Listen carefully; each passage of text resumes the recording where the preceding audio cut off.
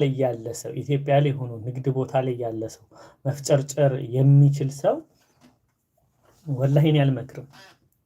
የፈለገ ነገር ይሁን እዚህ ሀገር ከመጣችሁ የሆነ ሰዓት መቼም ወደ ሀገር ትመለሳላችሁ። በምትመለሱበት ሰዓት ከዜሮ ነው የምትጀምሩ። ገንዘብ ቢኖራችሁም ሙዱ ሁሉም ነገር እንደገና ከዜሮ ነው የምትጀምሩ። እንደዛ ደግሞ አይመጣውም። እንዴ ጭራሽ ንግድ ምናምን አስመጪ ላኪ ምናምን ከሆንሽ